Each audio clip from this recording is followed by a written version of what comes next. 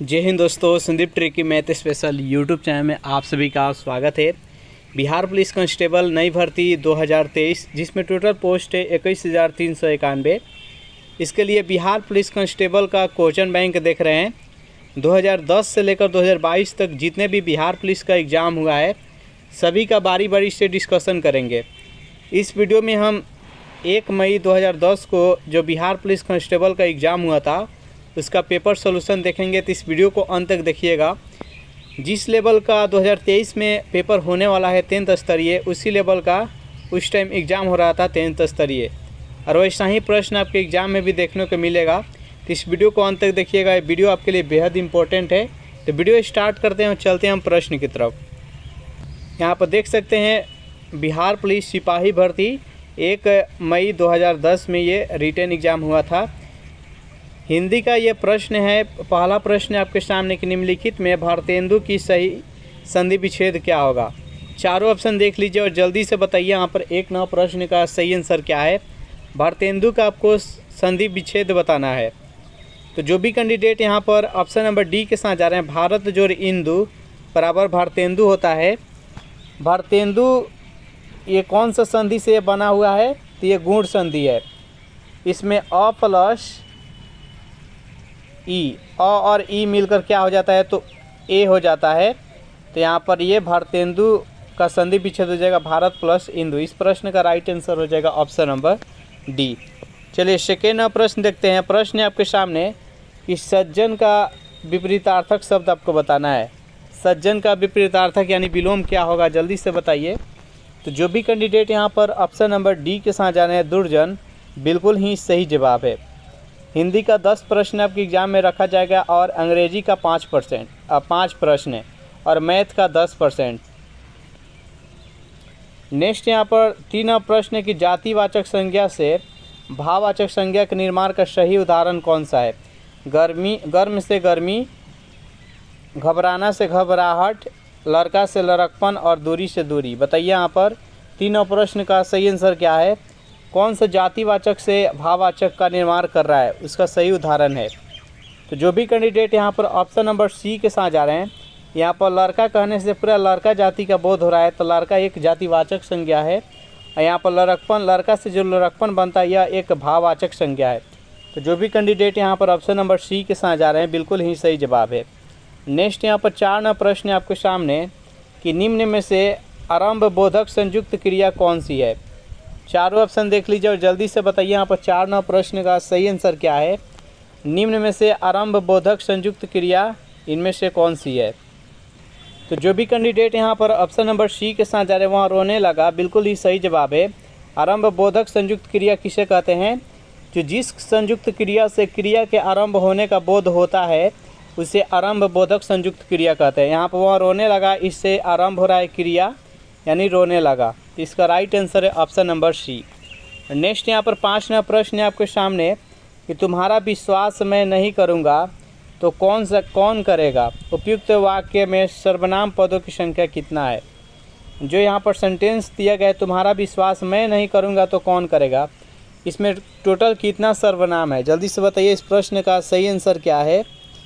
तो जो भी कैंडिडेट यहाँ पर ऑप्शन नंबर सी के साथ जा रहे हैं 3, बिल्कुल सही जवाब है।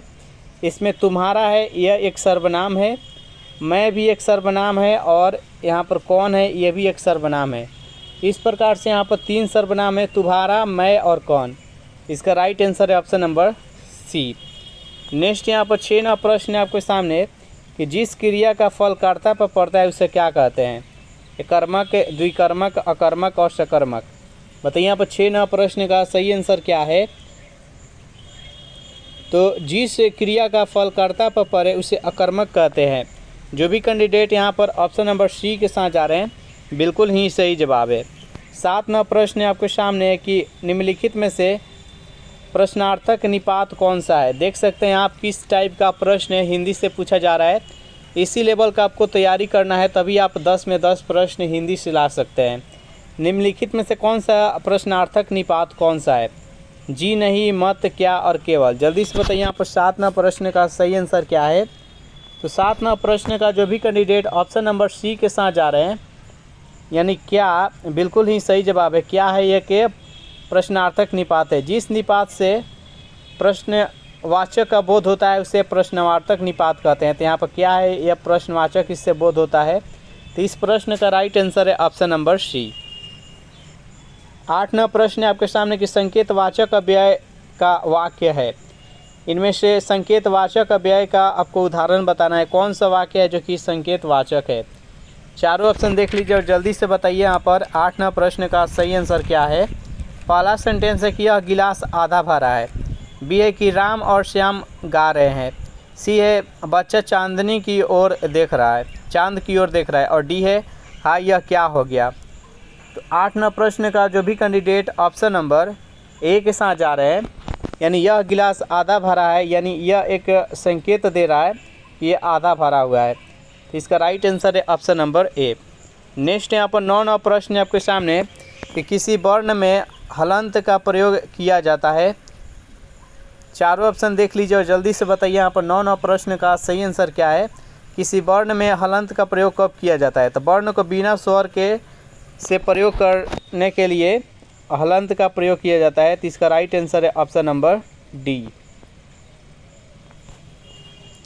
नेक्स्ट यहाँ पर 10वां प्रश्न है आपके सामने कि सर्वनाम और सर्वनामिक विशेषण का वाक्य इनमें से कौन सा है? चारों ऑप्शन देख लीजिए और जल्दी से बताइए यहाँ पर 10वां प्रश्न का सही आंसर क्या है। ऑप्शन नंबर ए है यह पुस्तक मेरी है और वह तुम्हारी है। ऑप्शन नंबर बी है घर के पास रहने वाला लड़का मेरा दोस्त है। सी है जो पहले आएगा वह पाएगा। डी है आधा गिलास पानी जो रखा है वह तुम पी लो।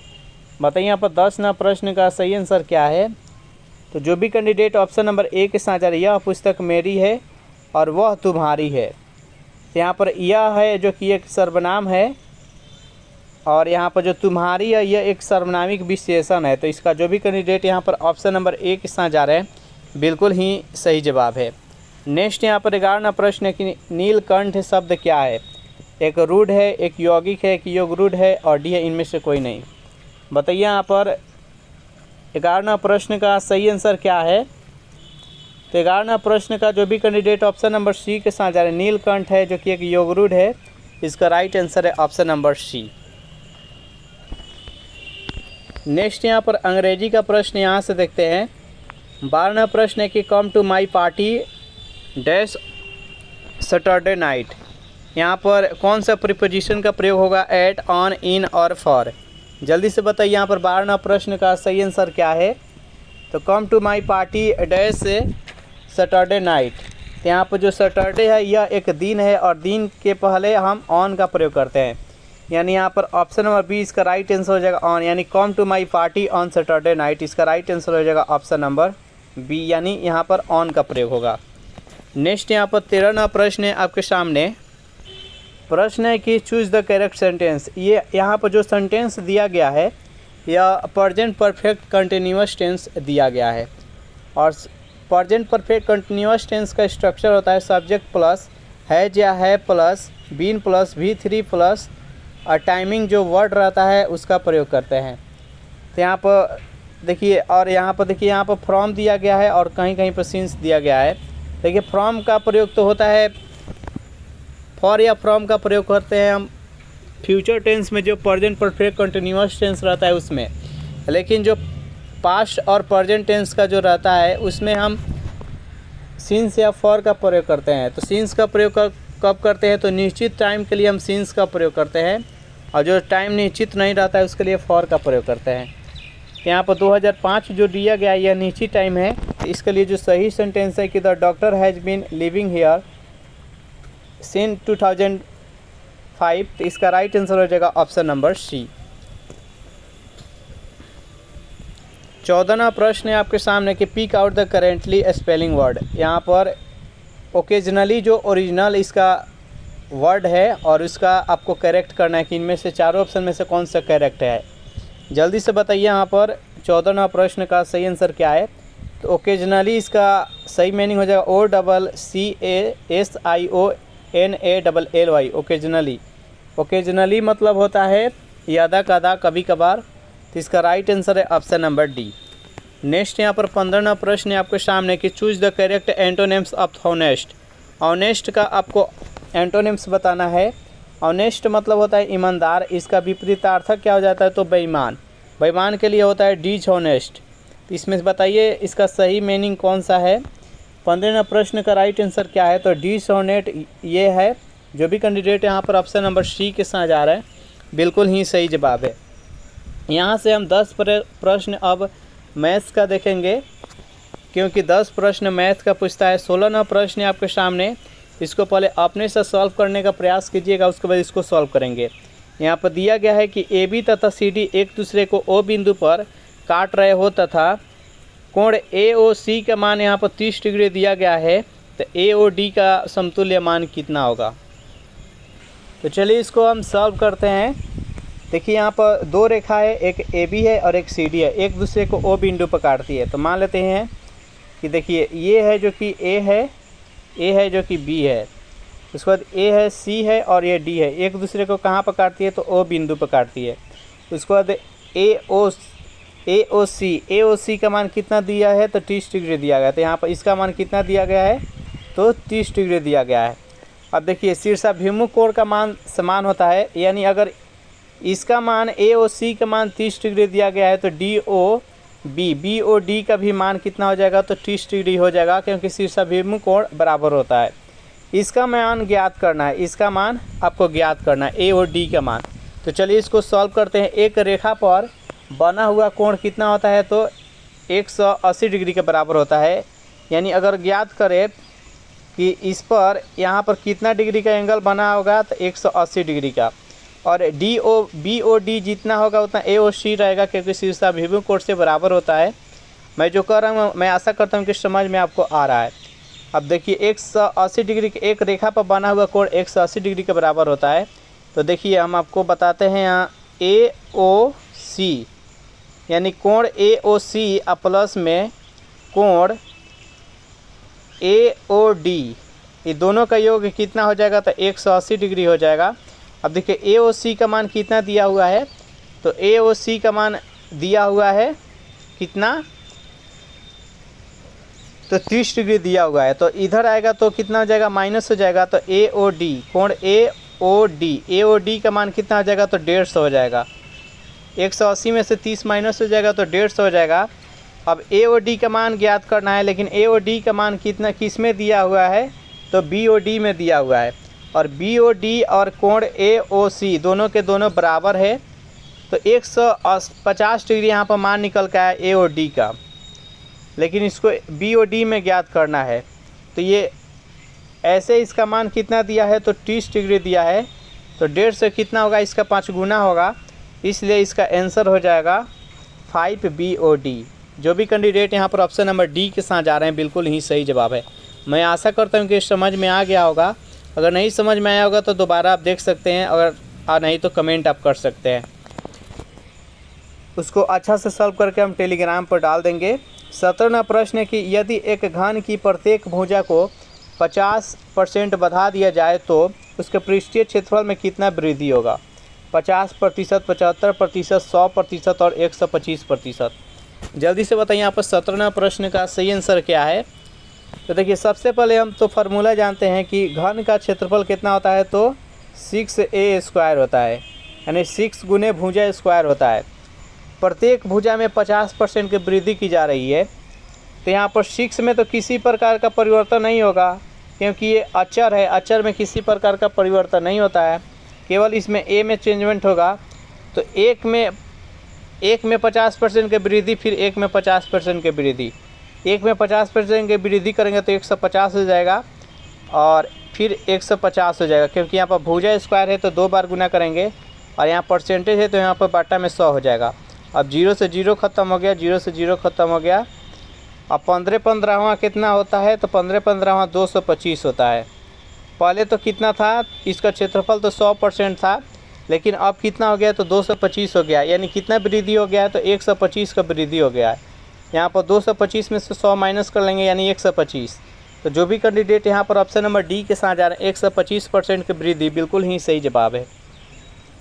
18वां प्रश्न के संचयी बारंबारता वक्र का प्रयोग किया जाता है प्राप्त करने के लिए माध्य, प्रमाणित, अतिक्रम्य, माध्यिका और मोड। तो जो भी कैंडिडेट यहाँ पर इस प्रश्न का सी बता रहे हैं माध्यिका बिल्कुल ही सही जवाब है। नेक्स्ट यहाँ पर प्रश्न है 19 नंबर कि निम्नलिखित में से कौन सा द्विघात समीकरण है। जल्दी से बताइए इसमें से द्विघात समीकरण कौन सा है। द्विघात समीकरण में जो x का अधिकतम मान होता है वो 2 रहता है और इसके लिए साधारण जो प्रारूप होता है द्विघात समीकरण का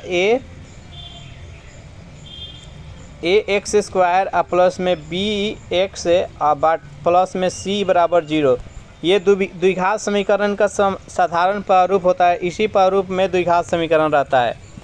तो देखिए अब इसको देखते हैं कौन कौन सा द्विघात समीकरण है, कौन कौन सा नहीं है। तो देखिए अगर इसको देखा जाए तो यहाँ पर x के पावर q हो जाएगा, यानी ये द्विघात समीकरण नहीं हो पाएगा। इसको भी देखा जाएगा, इसको सॉल्व अगर करेंगे तो x के पावर 4 हो जाएगा, ये भी द्विघात समीकरण नहीं होगा। अगर यहाँ पर देखा जाए तो यहाँ पर x के पावर 2 है, यहाँ पर x कहीं पर हल ही नहीं है, x नहीं बन पाएगा, तो ये भी नहीं हो पाएगा। यहाँ पर देख सकते हैं ये द्विघात समीकरण के प्रारूप का फ्लो कर रहा है। तो जो भी कैंडिडेट यहाँ पर ऑप्शन नंबर सी के साथ जा रहे हैं बिल्कुल ही सही जवाब है। नेक्स्ट यहाँ पर 20वां प्रश्न है आपके सामने कि 70,000 रुपये के स्टॉक से 2% की दर पर आय कितना होगा, यानी 70,000 का 2% यहाँ पर ज्ञात कर लेना है। तो 70,000 का 2% कितना हो जाएगा, यहाँ पर 2/100, 2 जीरो से 2 जीरो ख़त्म और 7 दूना 14,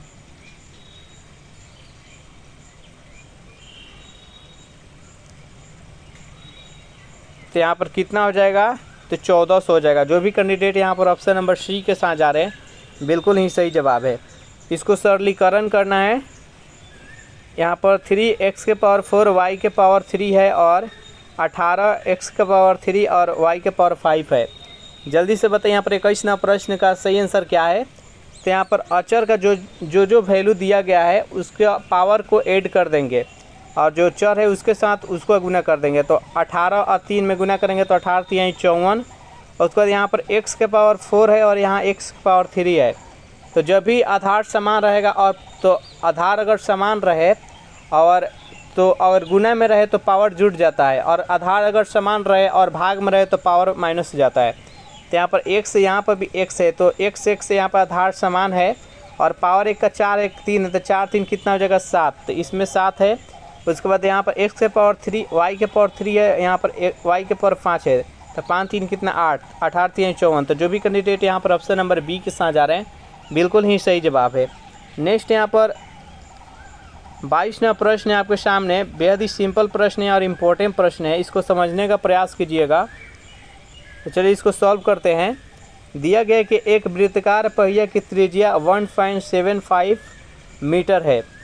एक वृत्ताकार पहिया है जिसका त्रिज्या दिया गया है 1.75 मीटर और 11 किलोमीटर की दूरी तय करने में इस चक्के द्वारा, इस पहिए द्वारा कितना चक्कर लगाना पड़ेगा। तो ऐसे प्रश्न को सॉल्व करने के लिए सबसे पहले हम उस चक्का का परिधि ज्ञात कर लेते हैं। अब परिधि ज्ञात करने के लिए जितना डिस्टेंस दिया गया रहता है उस परिधि से भाग दे देंगे तो कितना चक्कर लगाएगा वो निकल कर आ जाएगा। तो सबसे पहले हम परिधि ज्ञात करते हैं। तो परिधि बराबर क्या होता है 2πr। तो यहाँ पर 2 हो गया, उसका पाई का मान 22/7 हो गया। उसके बाद इसका त्रिज्या कितना है तो 1.75 यानी 175 हो गया, और यहाँ पर दशमलव के पास 2 अंक है तो यहाँ पर बट्टा में 100 हो गया। अब और टोटल यहाँ पर कितना डिस्टेंस है तो 11 किलोमीटर है। तो 11 किलोमीटर में इसको भाग दे देंगे, तो भाग देंगे यानी इसको भाग देते हैं और सॉल्व करते हैं। तो देखिए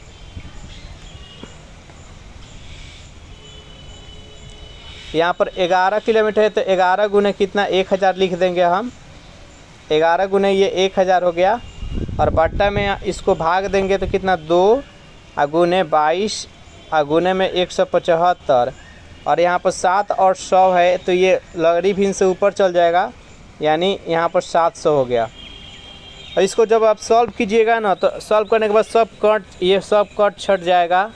कट छट के बाद केवल 1000 बचेगा। तो ये इसका 1000 चक्कर इसका राइट आंसर हो जाएगा। मैं आशा करता हूँ कि समझ में आ गया होगा। इसको बस सॉल्व कर लेना है तो 1000 चक्कर इसका राइट आंसर हो जाएगा। नेक्स्ट यहाँ पर क्वेश्चन देखते हैं। प्रश्न है आपके सामने,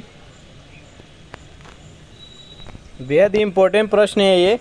यहाँ पर दिया गया है कि x और y 2 परिमेय संख्या है, और यहाँ पर 5 + √11 और बट्टा में 3-2√11 बराबर x प्लस y√11 है। यहाँ पर x और y का वैल्यू ज्ञात करना है। तो इसको कैसे सॉल्व करिएगा, तो देखिए इसको सॉल्व करने के लिए आपको क्या करना है, यहाँ पर देखिए √11 है जो कि एक अपरिमेय है। तो अपरिमेय है तो सबसे पहले हम हर का परिमेयकरण करेंगे। हर का परिमेयकरण करने के लिए जो यहाँ पर माइनस में दिया गया है 3 प्लस माइनस √11 दिया गया है, उसमें इसको प्लस करके यानी 3 और प्लस में 2√11 ऊपर नीचे गुना कर देंगे। ऊपर नीचे गुना कर देंगे तो हर का परिमेयकरण हो जाएगा और लास्ट में एक समीकरण तैयार होकर आएगा। जैसे इसको जब हर का परिमेयकरण कर दीजिएगा तो समीकरण ऐसे तैयार होकर आएगा, माइनस में 37 और बटा में 35 और माइनस में 13 और बटा में 35 और √11। इस प्रकार से इसका समीकरण एक तैयार होकर आएगा।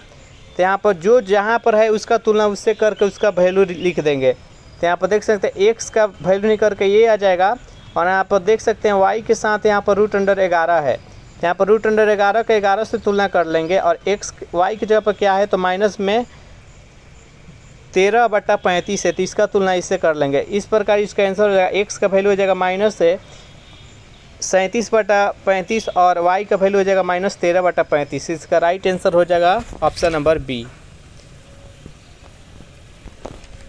24वां प्रश्न है आपके सामने कि एक आयताकार हॉल की लंबाई है जो कि 24 मीटर है तथा इसके विकर्ण की लंबाई है जो कि 26 मीटर है। तो इसका इस आयताकार हॉल का आपको क्षेत्रफल ज्ञात करना है।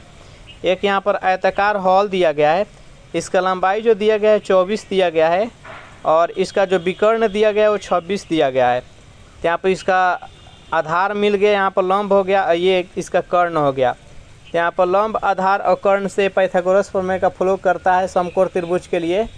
तो यहाँ पर हमको आधार इसका मान ज्ञात कर लेंगे। इसका जो मान ज्ञात हो जाएगा तो इसका क्षेत्रफल हो जाएगा लंबाई गुने चौड़ाई। तो मान इसको ज्ञात करते हैं। मान ज्ञात करने के लिए √अंडर ये विकर्ण का स्क्वायर और माइनस में इसे 24 का स्क्वायर, तो कितना हो जाएगा 5, ये हो जाएगा 676 और ये हो जाएगा 576 बराबर हो जाएगा 100 और ये हो जाएगा 10, यानी इसका चौड़ाई का मान हो जाएगा 10 और आयत का क्षेत्रफल कितना होता है लंबाई गुने चौड़ाई यानी 24 गुने में 10 यानी 240।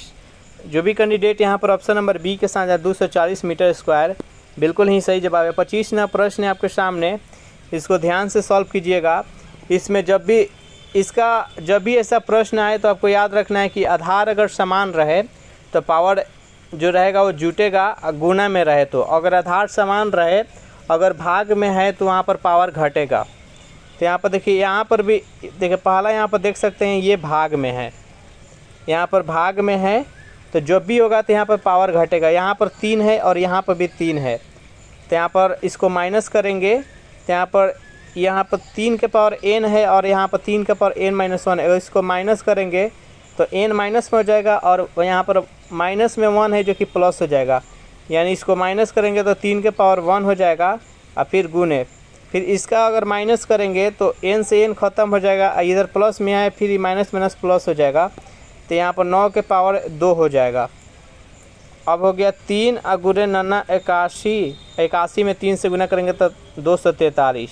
तो जो भी कैंडिडेट यहाँ पर ऑप्शन नंबर बी के साथ जा रहे हैं 243 बिल्कुल ही सही जवाब है। नेक्स्ट यहाँ पर 26वां प्रश्न है आपके सामने कि 1946 में उद्देश्यों संबंधित प्रस्ताव की रचना किसने की? डॉक्टर भीमराव अम्बेडकर, डॉक्टर राजेंद्र प्रसाद, वल्लभ भाई पटेल और पंडित जवाहरलाल नेहरू। बताइए यहाँ पर 26वां प्रश्न का सही आंसर क्या है? तो 26वां प्रश्न का जो भी कैंडिडेट ऑप्शन नंबर डी के साथ जा रहे हैं पंडित जवाहरलाल नेहरू बिल्कुल ही सही जवाब है। नेक्स्ट यहाँ पर 27वां प्रश्न है कि पृथक निर्वाचन पद्धति की शुरुआत निम्न में से किसके द्वारा हुई?